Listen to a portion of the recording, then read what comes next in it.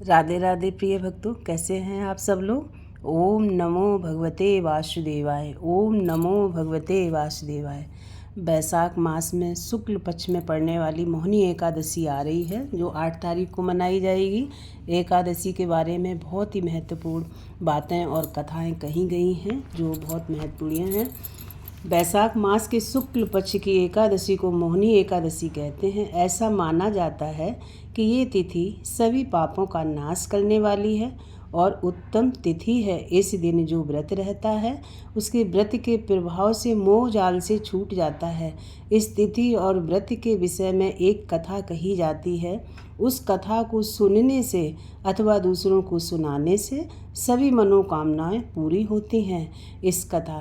ये कथा इस प्रकार है। भद्रावती नगर सरस्वती नदी के किनारे बसा था, जिस पर चंद्रवंशी राजा धुतिमान राज्य करता था।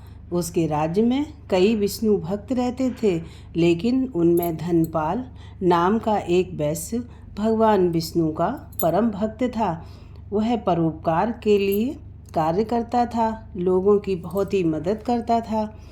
राहगीरों के लिए पेड़ लगवाए उसने, प्याऊ लगवाए। उसके 5 बेटे थे, जिनका नाम सुमन, शुद्धबुद्धि, मेधावी, सुकृति और दृष्टबुद्धि था। इनमें से दृष्टबुद्धि पापी, अनाचारी और अधर्मी था। वह पाप कर्मों में लगा रहता था, चोरी चकारी किया करता था। धनपाल उससे बहुत परेशान रहा करता था। एक दिन परेशान होकर दृष्टबुद्धि को घर से निकाल दिया।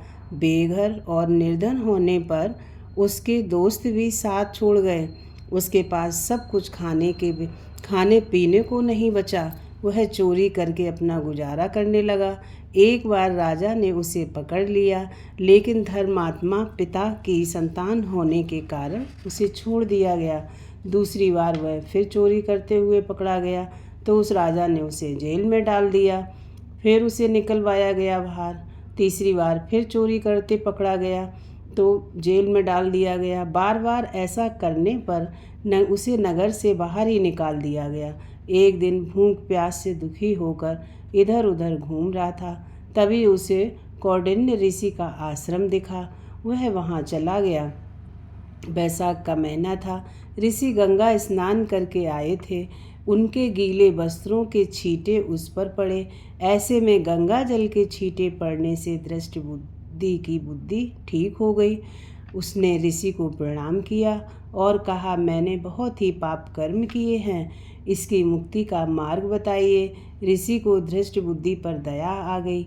उन्होंने कहा, बैसाख शुक्ल पक्ष में पड़ने वाली एकादशी को मोहिनी एकादशी कहते हैं। ये बहुत महत्वपूर्ण एकादशी होती है।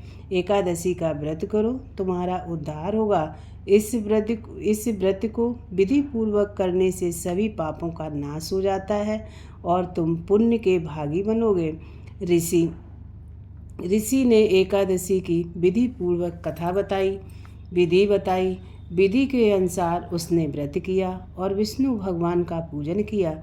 व्रत के प्रभाव से वह पाप रहित हो गया। जीवन के अंत में वह विष्णु लोक को गया। मोहिनी एकादशी का बहुत ही महत्वपूर्ण दिन होता है। आज के दिन हमें एकादशी का व्रत जरूर रखना चाहिए। अगर हम व्रत ना रख सकें तो इस कथा को हमें पढ़ना चाहिए, सुनना चाहिए और दूसरों को भी सुनाना चाहिए। आज भगवान विष्णु की पूजा अर्चना करना चाहिए, भजन कीर्तन करने चाहिए।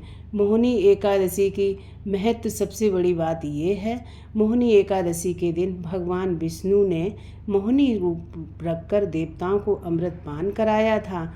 उनका ये रूप सत्य की रक्षा और अधर्म के विनाश का प्रतीक माना जाता है। इस दिन व्रत करने से साधक को अपार सफलता के साथ हर क्षेत्र में विजय मिलती है। भगवान राम ने भी मोहिनी एकादशी का व्रत किया था।